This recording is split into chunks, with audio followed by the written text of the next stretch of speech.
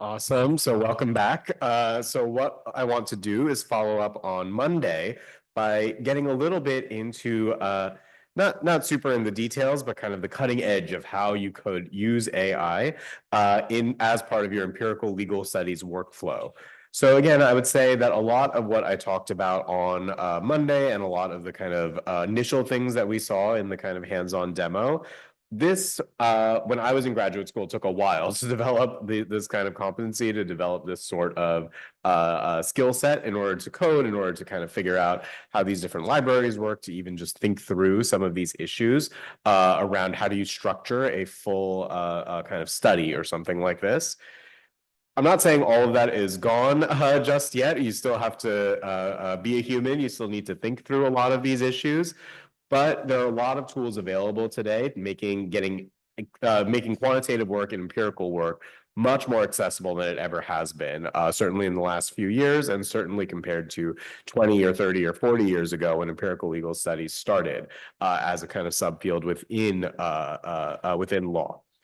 So what I want to talk to you about today is a bit about what is happening with large language models, and in particular, how LLMs are being applied both as a tool for assisting with productivity and assisting with the actual kind of workflow, as well as how they can be used to actually analyze legal data, legal text, and some kind of multimodal things like we talked about the other day as well. Today, I'll mostly be doing demos. But with an eye towards giving you some things that you might be able to later take home with you and potentially try on your own as well. Feel free to stop me at any point with any questions or anything like that. Happy to take questions throughout or at the end, whatever you prefer. And again, you could sit back and enjoy. If you do have questions about how you might try this later, I'm totally happy to answer all of these as well. So what I'll open with is talking about the latest trend in computer programming, and that is called vibe coding.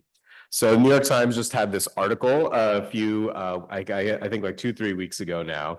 Not a coder with AI, just having an idea can be enough. So this has been a term that's gotten a little bit popular in the last few months, this idea of vibe coding, basically saying that a lot of people who previously had no coding experience whatsoever, really weren't computer scientists, computer programmers, anything like this, have turned to large language models, ChatGPT, Claude, DeepSeek, these kinds of tools to actually help them build software projects that they otherwise wouldn't have been able to before. So this could involve things like developing an app that helps you with your daily life and somehow a productivity app or something like that. For our purposes, it can also be really useful for doing things like teaching yourself how to code and teaching yourself how to do a lot of the analyses that we talked about on Monday as well. Beyond that, it also is just a kind of productivity tool in many ways. In kind of empirical legal studies, we often do very routine things. We clean data, we run regressions. A lot of this can be very, very mundane sometimes, or even sometimes boring. AI can be a really useful tool for speeding up or automating a lot of this routine kind of stuff, freeing you to think about some of the bigger problems, and again, the conceptual problems that might occur within an empirical project. So again, I would say if you have never touched a piece of code before, Monday at least, or you're intimidated by the idea of jumping into an empirical project, I think this is one of the more exciting kind of developments that one can vibe code their way into getting something that's kind of usable with very little prior experience. That being said, it's not perfect, right? That the kinds of issues that we talked about on Monday, large language models are prone to hallucinate or make stuff up. They're not 100% guaranteed to get everything right all the time. Usually, they're very responsive to the actual prompt that you give. If you give a very nice and detailed prompt, you tend to get better answers from a large language model. That's also true with coding. The more detail that you actually give, the higher quality code that it'll often produce as well. So it has pros and cons. The pro is that it's very easy to take natural language or human sounding language and start to produce computer code really quickly. And you'll see some examples in a second. But the kind of downside is that as your projects get more and more complicated, it's also pretty difficult to get a large language model to execute something so complicated without making any mistakes, completely error-free. So it still is important to develop a strong base of knowledge and a skill set on your own to be able to do to be able to work with it as a kind of partner in a project rather than something that automates an entire project for you. So there are a lot of different coding assistant tools that have come onto the market in the last, I would say, 2 to 3 years or so. Oftentimes, people will just go to ChatGPT or Claude or DeepSeek, the actual kind of graphical user interfaces, the websites, and just ask for help with a coding problem. A lot of this software has gotten a lot better over the years too, where you can directly upload a data set, have it look at the data set and write code that is ultimately helpful for analyzing it. So this is still a pretty popular way of doing it. I will do this a lot. Just kind of work with ChatGPT or something like this, for example, directly, especially if I have something kind of complicated. I'll usually kind of interface with it this way. But there are also a number of coding assistants that work in code notebooks. So on Monday, I showed you Google Colab. It's not available in Hong Kong yet, but elsewhere, it actually has a built-in coding assistant that can, as you type in comments, basically generate code for you. So that's a really popular option to start out with. But there's also ones like GitHub Copilot, which I'll show you in a second. And DeepSeek even has an extension that can be used to actually help you generate code on the fly. Let me pause and see, are there any questions so far before I do a quick demo? Okay, awesome. So just to show you a little bit of what I mean, let me see if this comes up. Not quite. Give me 1 second.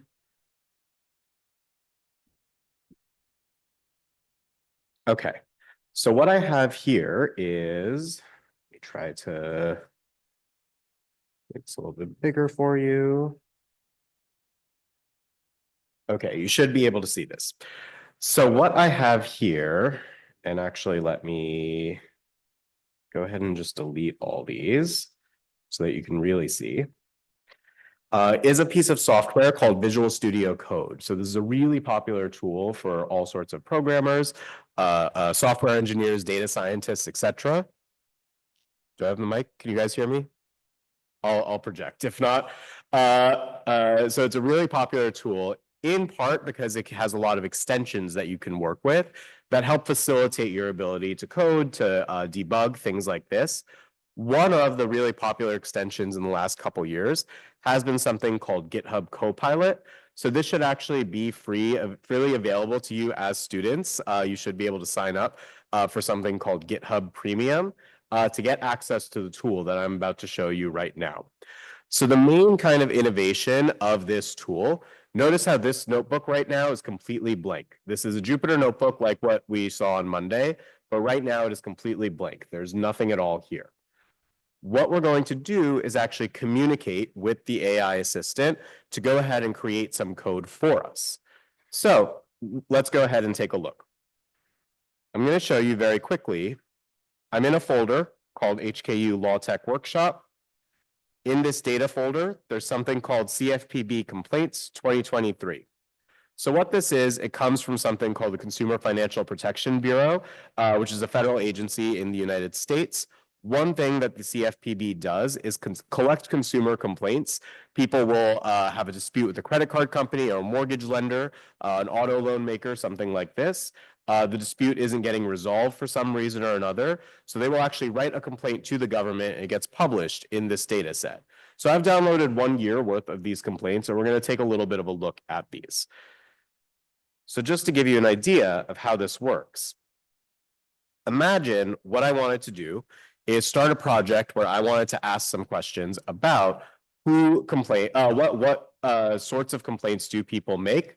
Who do they tend to complain about? What are the kinds of things that they talk about through their complaints? Any kinds of questions like these. Well, the first step would be I need to actually get the data in and potentially visualize some things, see what's going on. Remember, we talked about descriptive statistics. So maybe what I'll do is I'll hit this generate button, And I'll ask Copilot to do this for me.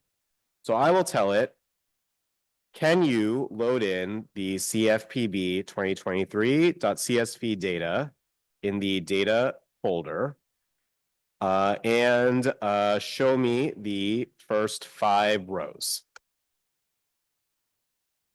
So it's going ahead, it's thinking, and it went ahead and created I didn't touch it, you saw me, I wasn't touching my computer. Went ahead, it's gonna load the data for me, and it's gonna show the first 5 rows. So I'll trust it, I'll accept and run. Ooh, what's the problem here? That should not be right. 1 second here. CFPB. No, that was my fault.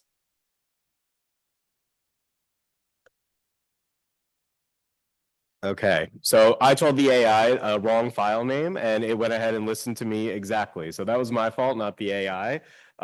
Don't tell my boss or anything. So I go ahead, I'll load in this data. I have the first 5 rows here.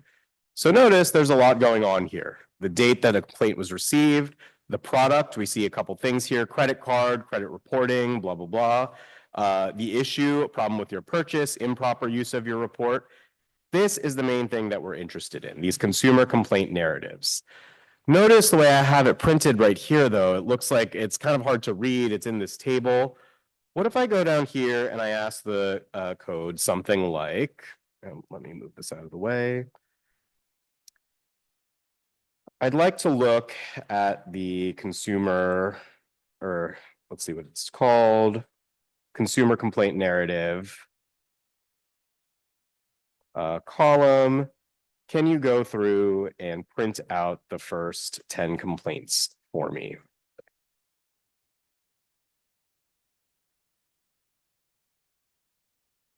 All right. I think this is not quite right, but let's see. Yeah, so it missed something. Nope. I see what it did.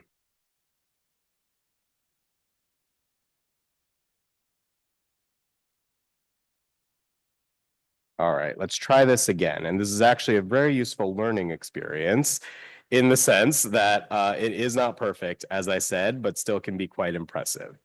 So what I'm going to do is get better with my prompt. I'm going to say in CFPB data, can you look at the consumer complaint? Oh, the consumer complaint data column and print the first 10 complaints. I'm going to delete this and we'll press enter.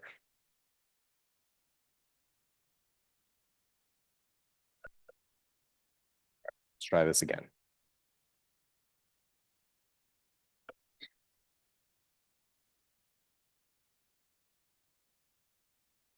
Okay, so it's thinking and it goes ahead.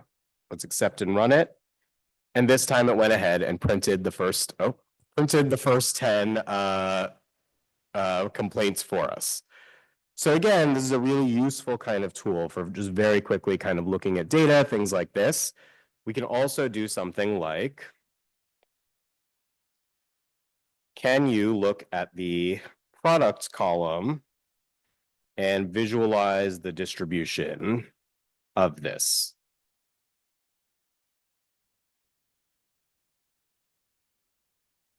All right, so notice it's going to import the right libraries and it's going to go ahead and make some counts.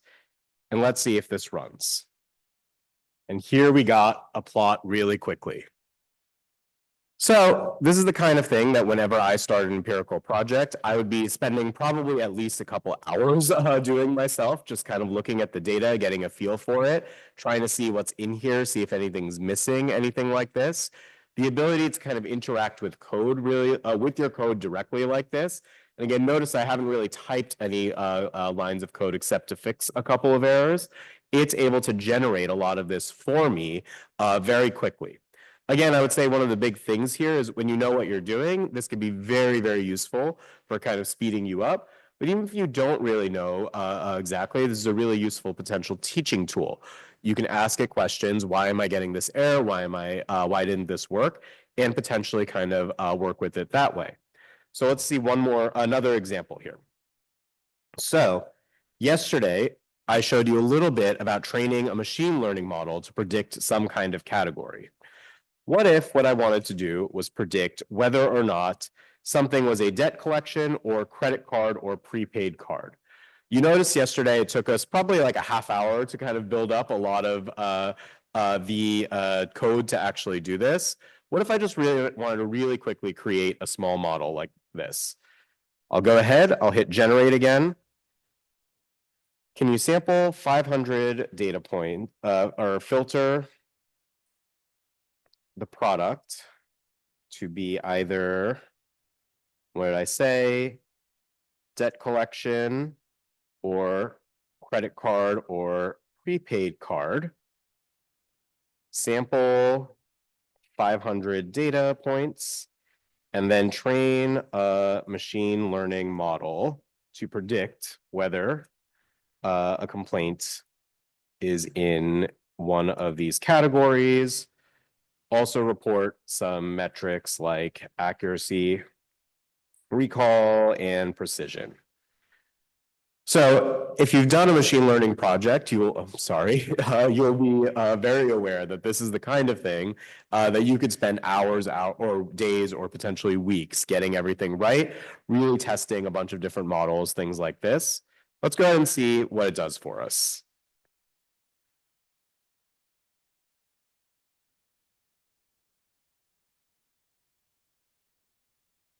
All right, so it's writing a bunch of code for us, hands-free, I'm not touching it.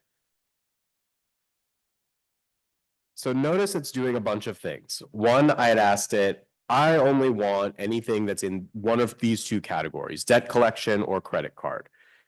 It went ahead and it filtered the data for me. It took out any data points that were not part of this. Then I said, let's only do 500. We don't want to sit here and watch the machine learning model run forever. Let's take a small sample. Then remember on Monday, we talked about anytime we're doing machine learning, we want to split into a training set and a test set. We want to make sure that when we evaluate a model, it's looking at data that it's never seen before because of the tendency to overfit on the particular data it's trained on. So it goes ahead and it does that for me. Notice how I didn't mention that. It understood this is part of a normal machine learning workflow. It makes my training set and my test sets. Then it went ahead and vectorized the data. So also remember on Monday, I talked about the fact you can't just pass text directly to a machine learning model. You need to featureize it somehow. You need to turn it into a numerical representation. So again, it's doing this. I'm not going to go into the details of how this works, but happy to answer questions if you want. It goes ahead and does this. It creates a logistic regression, it fits it, and it predicts it. So hopefully that looks a little bit familiar from Monday, that kind of syntax, the kind of fitting and predicting. And then it's going to go ahead and calculate a bunch of metrics for me. So let's see if it did it right.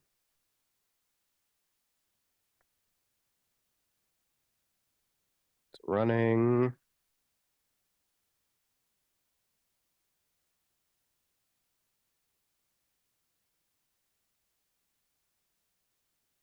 Oh, I see the problem.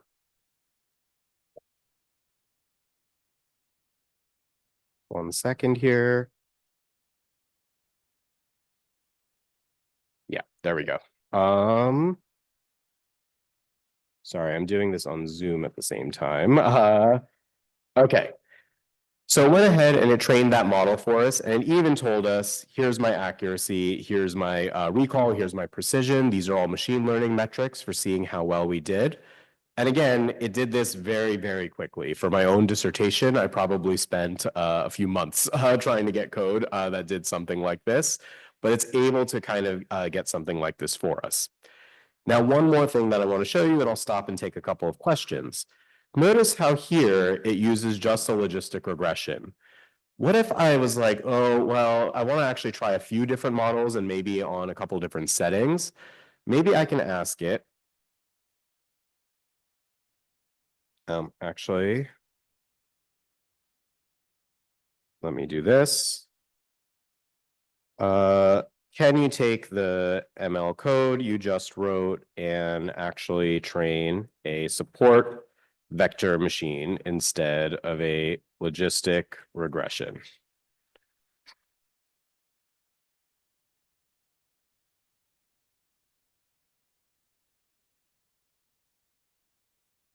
So I'll let it do that. Then I say, well, maybe I actually don't want this. What if I instead say, can you actually do a decision tree? And I say, edit code. So notice if you blinked, you may have missed it. It changed these two lines here, where first I had said do a support vector machine. Now it changed it and into a decision tree classifier. So this kind of interactivity where I can actually see the code that it's writing, then say, oh, actually, there's something wrong here. I want you to fix it, or I didn't really mean this. You could actually follow up with it. So again, this is part of the innovation of ChatGPT or these chat bots in general relative to what we were doing pre-2022, that this ability for me to interact with it like this basically means that it's able to kind of update like this very, very quickly, and that I can actually kind of use it as a pair programmer, as a teammate almost, while I'm doing this kind of project. And again, this kind of back and forth can be really useful for both working as well as learning. Can you explain to me why you did this or that, for example, something you could do? So let me go ahead and stop there and see if you have any questions about any of this. Okay, great. So let me stop the share again. Go back to my presentation here. So that was talking about large language models as a kind of productivity boost, as a way to kind of facilitate learning or doing coding. The other thing that I want to talk to you about is the use of large language models for actual inference. So we talked yesterday or prediction. We talked yesterday on Monday about the use of LLMs and AI in general in empirical legal studies, and we looked through a bunch of different papers that apply these in a variety of innovative ways.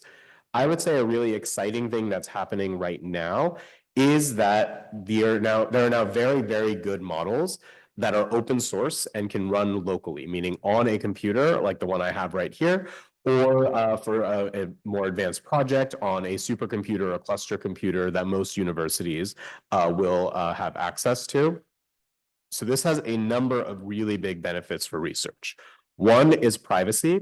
If you're working with, for example, medical data, if you're working with anything protected by privacy laws in the EU, in California, in China, anything that has sensitive data like this that's not observational, you no longer need to rely on the APIs or on the online interfaces of ChatGPT, of Claude, anything like this. You could do all of your analysis locally, and you can ensure the privacy of human subjects.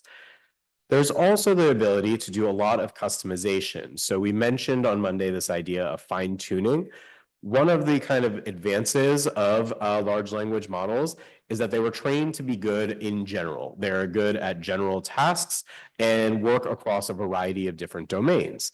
The problem is we know that life is not like that, right? You could be generally smart, but you probably are not going to be both a doctor and a lawyer at the same time. We specialize for a reason, though there are people who do both. But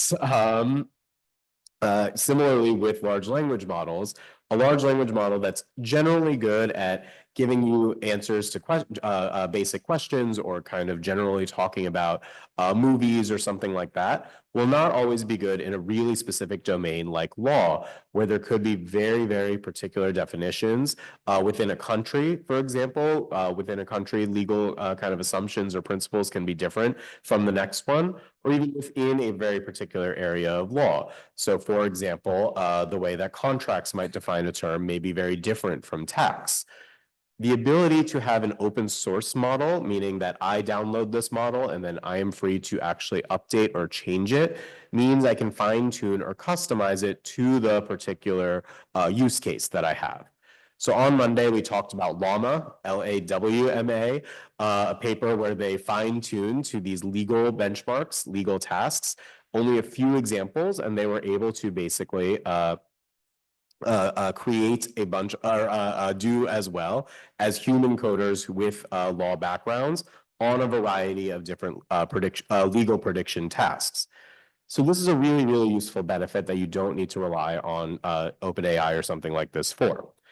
Again, offline access, that I could do this anywhere. I can do this on a plane. I don't need an internet connection. Really useful, again, it intersects with privacy. If you're dealing with data sets that demand that you not be on the internet, this is a really big deal. And I think it's easy to use. So once you get familiar with using things like ChatGPT, using those APIs, basically calling them in a programming language like Python, the syntax is really similar. You would only have to change a couple lines of code, and you'd be good to go. I would say there are a couple of cons, the big one being that you do need significant hardware resources to do kind of big things. So if you're working with the biggest local large language models, these will typically not fit on a laptop or something like that. Instead, you would often need the biggest computers possible.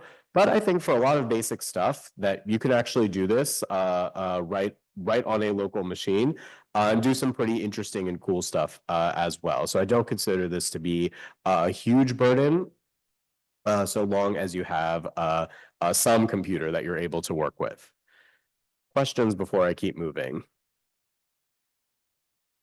So then I would say the other major thing is that while there could be costs associated with hardware, I have found the major benefit is that I don't have to pay OpenAI or Meta or anybody 10 cents or 5 cents or something like this every single time I make a request. So this has been one of the bottlenecks in research and using these kinds of models for empirical legal research, that every time you make a request, you have to pay a small cost to the service provider. If you have a very big data set, hundreds of thousands or millions of observations, this gets expensive really, really quickly and cost prohibitive, I think, for a lot of PhD students. Being able to run these locally becomes much, much easier, much better from a cost perspective, even if you have to make an upfront expenditure in hardware. So how do you actually do this? I will show you in a second, but you can go ahead and navigate yourself to this website, ollama.com/search. So this is a kind of collection of different open source models that you can just download straight to your computer if you like, and work directly with them. So there are a few very popular ones. Llama, the latest being 3.3. This comes from Meta and has similar kind of performance to ChatGPT and Claude, and also has vision capabilities as well. There's also 5.4, which comes from Microsoft, which has a mini version, which means it's super lightweight. It is a very small file size and also runs very quickly, potentially less accurate depending on what you need it to do. And also something called 5.4 multimodal, which I'll talk about in a second. There's Mistral, and then there's DeepSeek R1, which also comes in a variety of sizes. The main difference with DeepSeek versus some of these other ones is that it does what's called reasoning. So whereas a lot of large language models were initially trained on, is this a helpful response or a not helpful response? Reasoning models were trained with a kind of reward for if they produce something that's logically consistent between each step that it takes. Is it logically consistent with the previous step? Notice that I didn't say that it rewards being correct and as a matter of truth. It may not be actually true what it says. It is still prone to hallucinate, to make up things, to potentially get things wrong. But it is good at reasoning through and being internally consistent with what it has previously said. So let me go ahead. Yeah, so this is what I was saying about reasoning models. Let me go ahead and show you a couple of examples. Or here, what I will do first is, okay, no, we can't see that.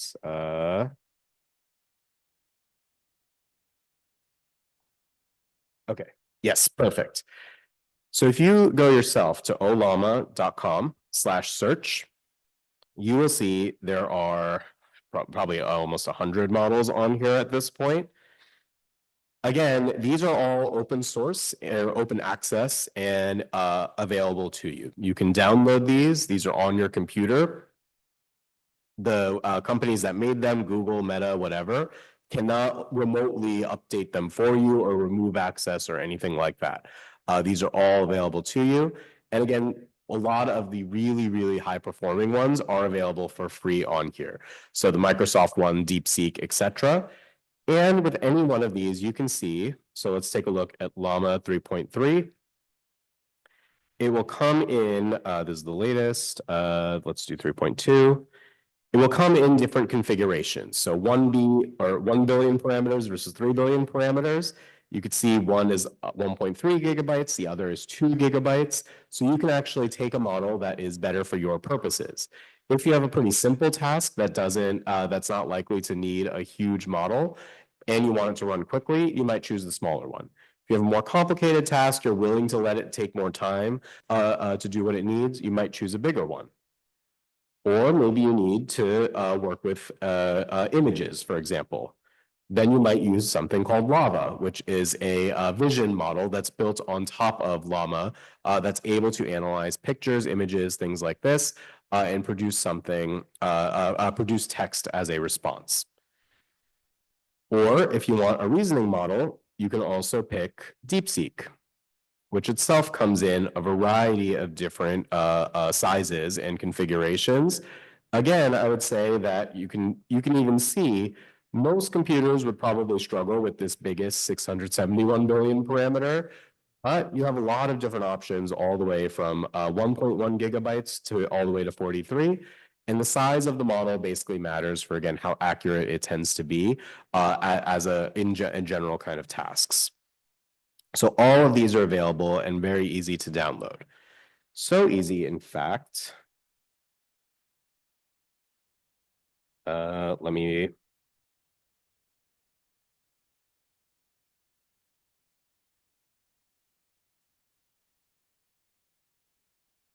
Oh, yeah, perfect. All right, so these are so easy. In fact, this is called a terminal. So this is basically me talking directly to my computer. So instead of working through an app or something like this, I can type in commands to talk directly to my computer. So I can, for example, run these models on my laptop. I promise that this is not needing the internet. I'm only using the internet to be on Zoom right now. But let me go ahead and see. I have all of these different models installed on my machine here. I have Llama 3, Lava, DeepSeek, etc.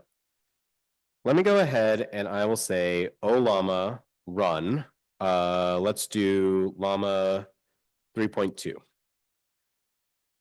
I'm going to go ahead and ask it something like, can you explain the Coase theorem to me?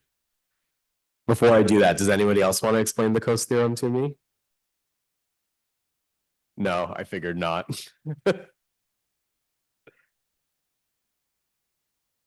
So notice a couple things. One, it spit that out basically in 2 seconds or something like this. So this might even be faster than if you are working through the online interface. And then let's go ahead and see what it does. So it says the Coase theorem is a fundamental concept in economics named after the economist Ronald Coase. It suggests that even if one party is a costly or inefficient way of desiring their outcome, they will still do so because it's cheaper than negotiating with the other party. I don't think it quite says that. What do you think, Ben? Yeah, that's not quite right, right? What about these definitions? Also not quite right. All right, so it gives us something, but it's not great necessarily. So this is not a reasoning model. Remember, this is just the kind of standard LLM model. What if instead I ask it to run DeepSeek R1? Can you explain the Coase theorem for me? So notice it's doing a couple of things. The text that it's producing right now is the kind of thinking phase.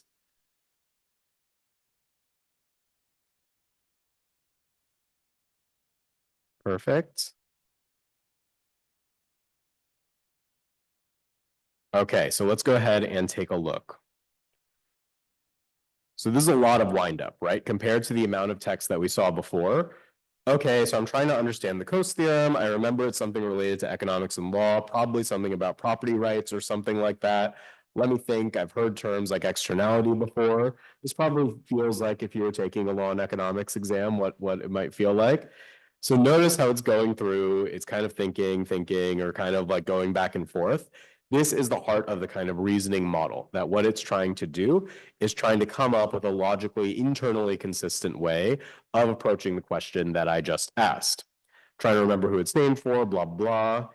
At some point, it says, okay, I am done thinking. This is, again, one of the major innovations that's come with these reasoning models, that they show you something called chain of thought. So one of the criticisms of large language models prior to, say, last year or so, is that it would produce some kind of response for you, but it was unclear how it got to the answer that it did. And this lack of transparency or lack of explanation was potentially difficult if you're trying to use this kind of model in real world settings. Part of this motivated the development of these reasoning models, that it shows you the chain of thought. How did it go from one thing to the next, such that you can actually scrutinize that kind of pattern. So it's done thinking. It's a fundamental concept to economics that addresses how individual or entities can resolve externalities. Theorem posits if parties are affected by an externality and have the ability to negotiate with each other at low transaction costs, they can reach mutually beneficial agreements without involving third-party intervention. What would you grade that compared to the first one? Yeah, I would say this is less completely wrong. It's still not exactly there. How about we ask it something like this? Can you explain why the Coase theorem justifies cap and trade? So does anyone know what cap and trade is? That's okay. So cap and trade is essentially a system where, to regulate climate change, a government will issue a certain number of licenses to pollute. The idea being that a company can buy these licenses. If it pollutes less than what it has in licenses, it could sell off the remaining ones in order to, and it can enjoy a windfall. Companies that pollute more than what they have need to purchase additional licenses. So let's go ahead and see if it's able to reason through this problem.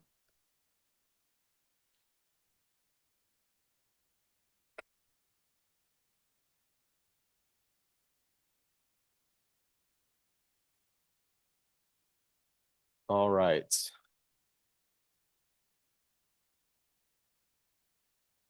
Provides a theoretical foundation that partially justifies cap and trade. In the absence of transaction costs, it could negotiate mutually to beneficial agreements. Cap and trade basics, it goes through some of these basics.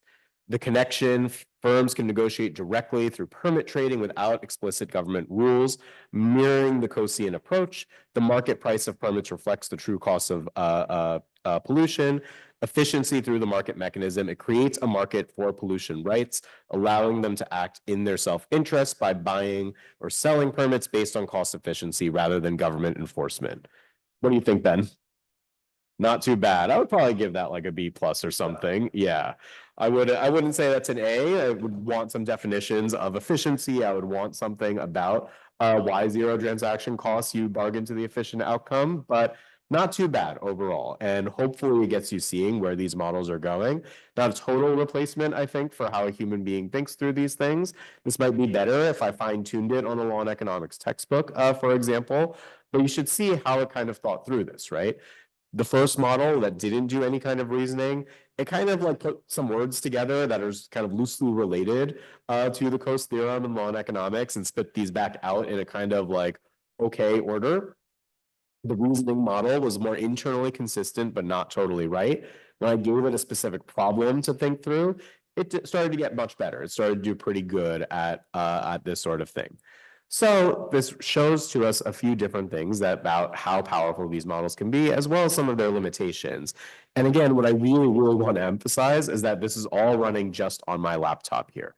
I'm not accessing the internet. It's not looking at any other additional information. It's basically just this model alone is able to kind of work through this problem, and we can enhance it in all sorts of different ways. But as a researcher, this becomes really interesting as a tool and as a way to actually think about doing inference about certain things as well. And I'll show you a little bit more in a second on that. Let me go ahead and stop and see, are there any questions about what I've been talking about so far, running these models locally? All free. Yep. So I typically use this kind of thing when, and I'll show you some demos as well. When I have like a big data set that I need to label, for example, or I need to describe in some way, rather than like paying these API costs over and over again, this is much better as a way to kind of do this labeling and things like this. I think it can also be really good. For example, in my cybersecurity class, I did an example of trying to get LLMs to create phishing emails. So you get like an email saying like, "Oh, give me your password," or "You've been hacked. Like, call this number," or something like that. We kind of went through that as an exercise, and I find it really useful for that. Because ChatGPT or Claude will not produce this for you because of safety safety guards in place for this. But with a local model, I can kind of jigger it to do something like this. Of course, I was doing it for pedagogy. This also has potential risks that go with it. But it has a lot of very useful applications like this. But I still do subscribe to ChatGPT and things like this to get access to a lot of their latest products. Yeah, please. Hello. After download all the apps to our local drive, how to come to this page? So this is just in my terminal. So if you're on a Mac, for example, I don't know if I can, yeah, this is not showing up. Let me, 1 second. So let me try, if I share the whole desktop. So on a Mac, for example, if you just type terminal, it'll open up the terminal, and then you can work directly with your computer like this. Windows, you would type in PowerShell or Bash, and either of these would work. If you're on Linux, then I think terminal works as well. But either PowerShell or on Mac terminal, and you can access this. And this is for more than just working with large language models. This is for doing all sorts of things directly with your computer. Any other questions? Okay, so let me keep moving along here. Yeah, perfect. Okay. Okay, so I did these examples already. So like I said, the basic way that you can do this on your own computer, if you want, you go to olama.com/download, you download the software, or you could do this right here. And then in the terminal, olama run whatever the name of the model is that you want, and it'll go ahead and download it. You could directly upload documents, images, things like this as well to be able to work with them directly. But it really is as simple as, here, let me try to show you. If I said Olama, or let me see if yeah, so I don't have Mistral on here. So if I said Olama run Mistral, which is another large language model, notice how it starts downloading. So it's just that easy. Once you have the software, all you need to do is run Olama. Oh, sorry, the screen wasn't sharing.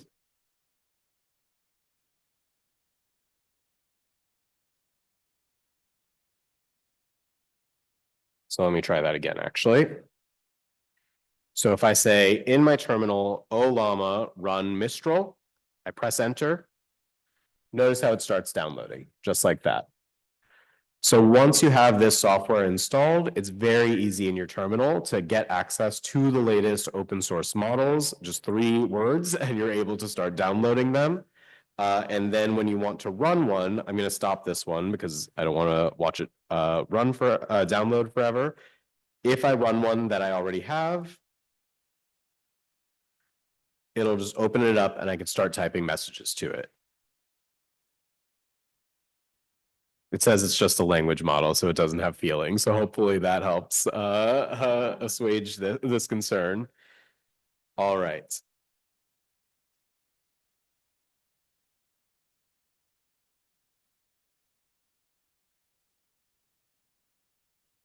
Okay. So that being said, when I'm doing research, I'm typically not sitting and running things in my terminal directly. Instead, what I'm usually doing is calling Olama through Python. So we did a little bit of Python on Monday. We showed a little bit today as well. So this is an example from the project I showed you on working with courtroom videos, where what I typically do is I will set up a Python script that then calls Olama or whatever Llama open source model that I want. And I can actually do a few really interesting things. So notice I have two things up here. So even if you don't read code, notice how I say class judge details, class judge positions response. What I'm doing there is something called structured output. So basically what I'm saying is that the output needs to fit a certain kind of pattern. So notice how on the first one, it says position, literal, left, right, center. What I'm telling the model is you can't just make up whatever you want. You need to give me one of the three, left, right, or center. For the other ones, notice how it says body language STR. That means I need you to produce some text. Instead of a number or an image or something like that, I need you to produce text. So this structured output, I think, has been one of the most useful things for empirical legal research, in part because, like we talked about, a lot of what we do oftentimes is labeling. And one of the issues with large language models up to this point is the way they can very much vary between every time I run it. I produce something different. The ability to create structured output creates a consistency that wasn't really possible before, and makes it much easier to actually start to do traditional statistical inference from outputs generated by a large language model.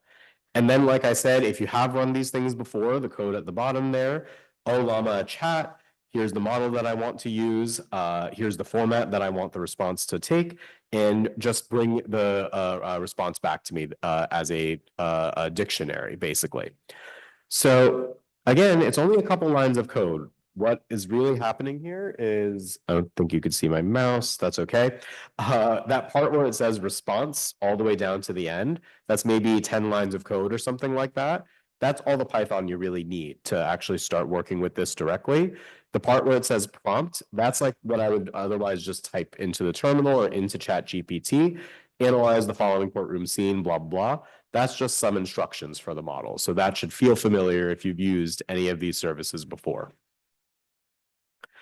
So I will talk about a couple more things and then show you just a couple more demos. One of the kind of exciting frontiers right now, and that's been changing over the last couple years very rapidly. At first, when ChatGPT came onto the scene, it was only able to work with text and it wasn't able to access the internet or do anything fancy like that. So it's still a really cool product, but had kind of limited usefulness for research in some ways. That has changed pretty rapidly, where it's now able to directly access PDFs and other documents, but also large language models are able to access different types of data. So other than text, they can also now deal with computer vision, meaning images, as well as audio sometimes. A couple of weeks ago, Microsoft just announced the introduction of its 5.4 multimodal model, which basically allows the simultaneous consideration of image, text, and audio in one prompt. So rather than having to kind of do separate analyses for three separate kinds of data, these are all now kind of considered together, and you can work with all three directly. So this enables some really cool stuff that was not possible before, or at least was very difficult to engineer. So we're not going to see this because it's a little bit complicated today, but just kind of show you where these things are going. And yeah, this is just about kind of how that happens. The basic idea is that you take images, text, audio. These things seem very, very different. We basically use a kind of mathematical transformation to put them all in the same space, basically make them all comparable to one another. Another example is Meta's image bind, which I believe takes into account text, audio, images, heat map, and I think like a seismic map it can also do as well. So like earthquake kind of 3D maps. So this is another kind of frontier that we're at now of being able to consider many, many types of data together and basically treat them or basically make them comprehensible to one another, that you can interchange between them very easily. Ben? Yeah. So like, for example, the right answer is the judge is on the left, and what it says is that it's on the right. So I think this becomes like a standard machine learning problem then. So I think in any kind of project, you shouldn't just trust this and go from there. So for example, with this, I basically I do the same setup. I say, here's my training data, here's my test data. How often does it mistake somebody or does it get their position wrong? Then report the kind of error rate, and now this becomes like a kind of output there. Hopefully the error rate is something tolerable. Hopefully it only does that 1 or 2% of the time or something like that, and not 50 or something. But it's very, very important to report those metrics basically, because is at its base, even though it's really cool, the same machine learning model that we were working with on Monday and what we saw in the example just a few minutes ago. The setup of the supervised learning is exactly the same. In that position example, no. If it was, for example, like recognize whether this is a car or a motorbike, this you could fine tune. This you could say, here's a bunch of examples of cars, here's a bunch of examples of motorbikes, and this will improve its overall accuracy if it was otherwise getting confused between these. Okay. So any other questions? And if not, I will show you a couple more demos that hopefully get you excited. Okay, so if not, give me a moment to just set up here. So what I want to do is show some of the capabilities. So we already saw being able to chat with your literal code, but you can also chat with a variety of different data types. For example, you could imagine chatting with images to learn different things. So you could see this, right? Okay, but you can't, that's fine. Give me one more. So for example, say I wanted to look at a confusion matrix. So we saw this on Monday. This is a way to visualize how accurate your model is using a variety of metrics.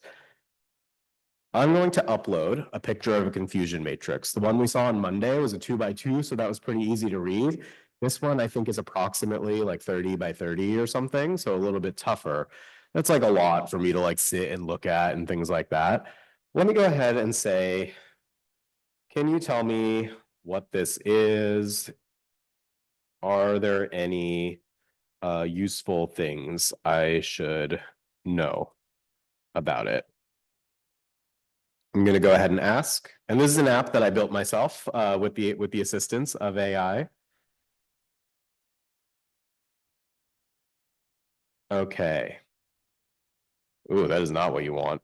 So it went ahead and hallucinated a bit. It thinks that this is a heat map about COVID-19. Let's go ahead and try again. Can you tell me what is in this confusion matrix? And hopefully that does a little bit better. This is always the problem with running these code demos live. Sometimes it works great, and sometimes it wants to embarrass me. All right. It describes a confusion matrix, which is a table often used to describe the performance. For the actual class, we see there are actually no instances, blah, blah, blah. Gives you a little bit. That's not super, super accurate, but that's something. What if instead we wanted to analyze some legal questions as well? So has anyone here taken trademark law by any chance? A couple of people. Okay, great.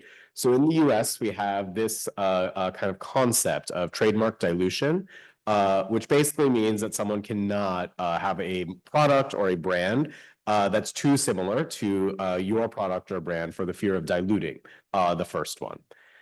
So recently in the US, there was a famous Supreme Court decision about this image right here, basically. So on the left, I have the Jack Daniel's Tennessee whiskey, the finest Tennessee whiskey, maybe, I don't know. And on the right, I have, what's it called? Bad Spaniels, Tennessee carpet, right? Yes. What is on the right is basically a dog toy that is meant to be a spoof of Jack Daniels. So the question that the Supreme Court, U.S. Supreme Court had to deal with is whether or not this dog toy was diluting the trademark of Jack Daniels, of the whiskey maker, or whether this was basically protected as kind of satire, which is allowed in the US to even make money off of spoofing something else. So before I ask it, what do we think? Do we think that Jack Daniel's trademark was diluted? I see some yeses. Who thinks no? Show of hands. Your answer. It's not diluted. Okay, okay.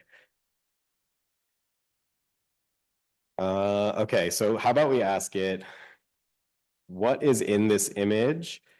Do you think that the thing on the right is a trademark infringement for the thing on the left? All right, so it's thinking a little bit.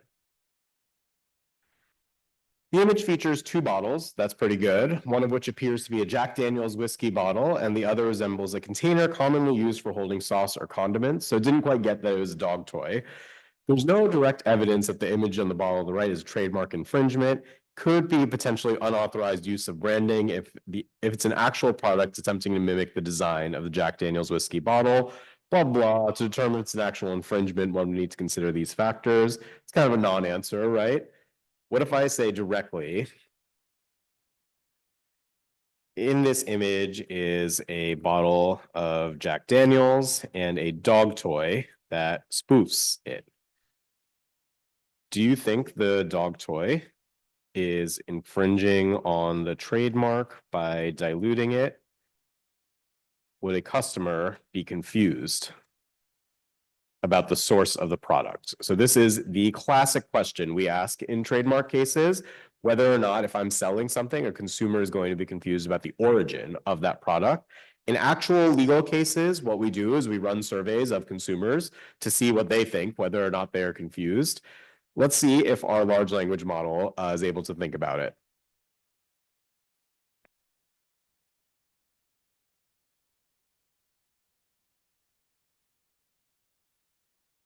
There is some work about this actually, and I think we might be moving in this direction where LLMs will be seen as like what people think, and it's cheaper to run than a survey as well. All right, so it's going to tell me a bit about trademark infringement. This time it mentions fair use, that it's allowed to do this as parody. It still doesn't really want to give it an answer, right? It's possible that it's infringing. I could play with it more to get it to give me an answer if I really wanted to, but for now, you can kind of see some of the usefulness of this.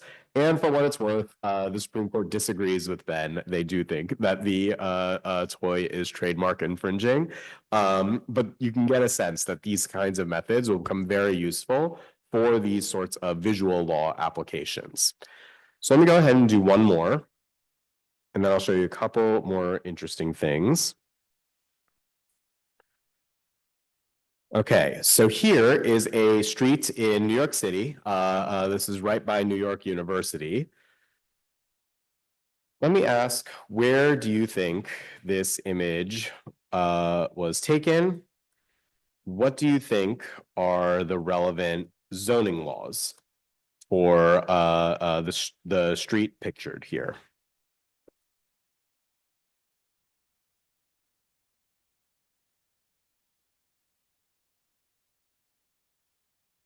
Okay, so the image shows a city street scene with a building on a side, traffic signs, blah, blah.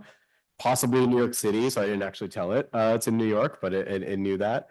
Regarding the zoning laws, they typically govern blah, blah. No specific zoning regulations. I think that's probably not true.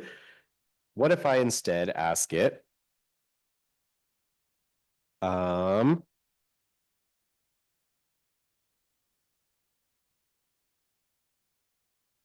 do you think it is zoned for residential, business, or mixed use?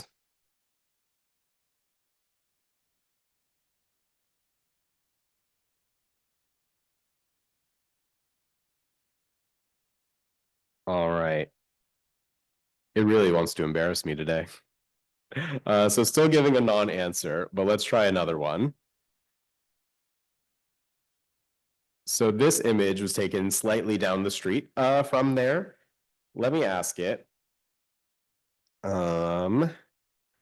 What do you think the zoning laws are uh, on this street? What are the rules governing outdoor dining? So notice we have a little dining shed there, kind of outdoor structure. A lot of these put up during COVID. Let's see what the large language model thinks.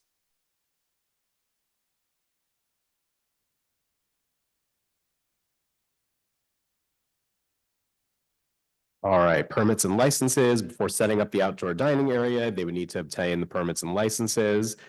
Setback rules, there might be setback rules, hours of operation, blah, blah.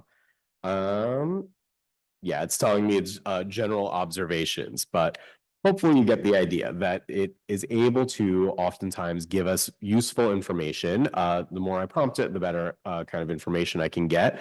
Telling me things like, is this mixed use or residential only?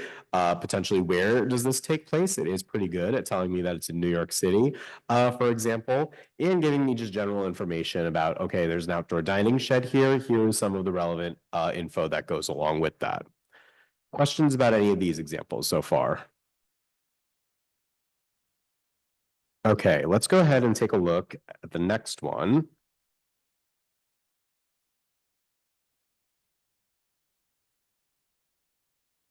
So this one,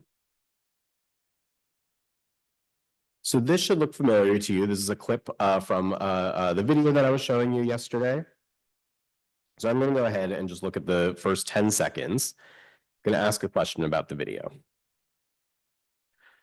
What do you think is happening in this video? I don't think I'm going to get a super clean response like the ones I showed you yesterday, but just to give you a sense. All right, so it goes ahead and extracts 10 frames, 1 frame per second. It creates a little collage, and then it's going to go ahead and look. The image appears to be a screenshot of sequences of images of video. Seems to be a montage or a compilation. It is a continuous narrative, but that's okay.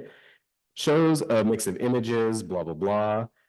How about we ask it, where do you think these images take place? So I'm going to ask it a bit of a follow-up there. So it knows it takes place in an office or courtroom setting. The presence of the people seems to be in legal attire. Structure seems to suggest a professional environment, et cetera, et cetera. So again, a couple of things here. One, we can do some multimodal analysis, not even just one image, but multiple images. Two, this kind of chat functionality. It gives me something, I'm not quite satisfied with that answer. I can keep going and ask it these follow-ups to get more information out of it. What if I wanted to extend this though? And say, for example, look at the audio as well. What is happening in this courtroom scene?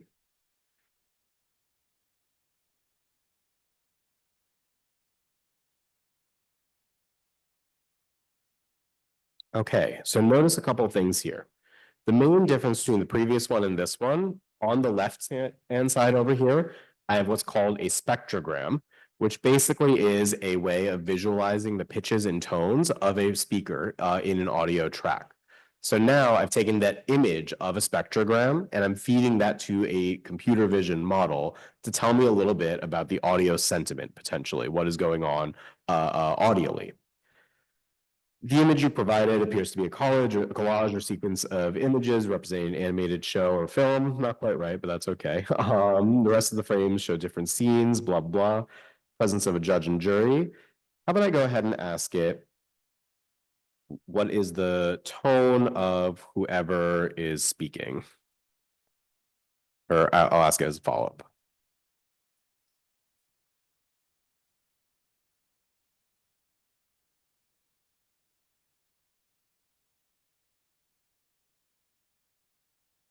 All right, so it tells me a bit about the pitch variation, energy density, blah, blah.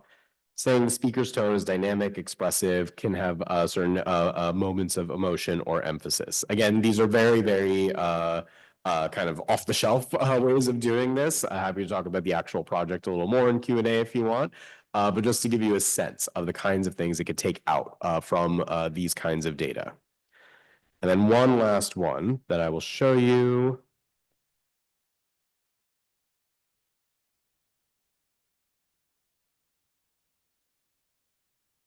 Let's do, that's fine. So this one misbehaved before, so we'll see if it works, but hopefully you get, oh, yeah, okay, that's okay. So we will go ahead and stop there. But what it does in our pipeline right now is integrate the audio, video, and the transcript of what was actually said as well. So putting all three of these together, we can then do things like say, how is the judge in the center responding to both what the attorney is saying as well as how they're saying it? What are the kind of pitches and tones of what is being said? And does this kind of match up to the actual text of what is being said as well? And relate this to the body language of everybody in the room. You'll have to take my word for it. For now, it's not working in the app, but happy to share examples later on. Okay, so, oh yeah, Ben.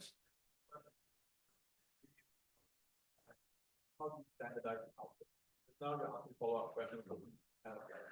Answer you get video, but you have a huge data set. Yeah, so this this demo is mainly just to kind of like do this like back and forth chatting. We don't do this in the actual paper. In the actual paper, we basically set structured outputs and we want, for example, are they slouched or are they sitting upright? Are they looking at their notes or are they looking at the attorney? So we set kind of specific hypotheses in advance about what may actually matter. Whereas this is kind of interesting from a computer science perspective, and this is why you get a lot of random stuff kind of happening while I'm demoing this, and it always publicly embarrasses me. But in the actual study, we do this more social scientifically by kind of structuring the outputs in advance. Okay, so let me go ahead and pause or stop there. Again, the kind of idea here was to show you what is possible with working with these different, and I can stop sharing here, with these different models. Again, a lot of exciting stuff here. One, AI as a kind of productivity tool.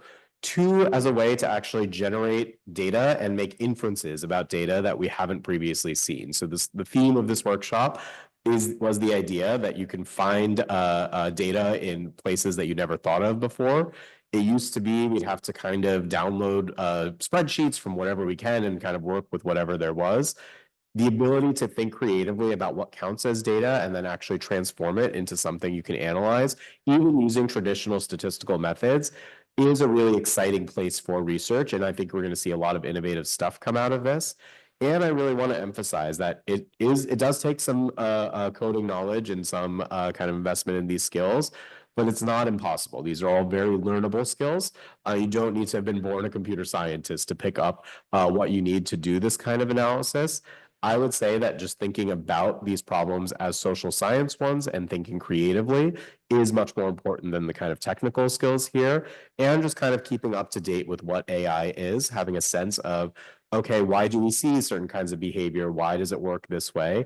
Understanding the kind of social science foundations of how AI is trained and deployed is really important, is more important than understanding the latest and greatest technical tool or this and that kind of syntax. Really getting these concepts in place will help you implement AI in your own empirical legal research if you so choose. So let me go ahead and stop there. I'll take any questions at the end here. Yeah. Okay, I think we can then wrap up a little bit early. Again, I hope you enjoyed this. And again, the one message that I will leave you with is really start to think creatively about what counts as data, whatever question interests you. If previously you thought I don't have the skills or I don't think there's data that helps me answer this, I hope this kind of inspired you to see that one of the exciting things about this moment, while there is a lot of hype, is that it does enable looking at a lot of things more creatively, potentially answering questions that we previously thought were intractable. So I hope this was helpful, and look forward to hearing what sorts of projects you have in the future, and keep in touch. Thank you, everyone.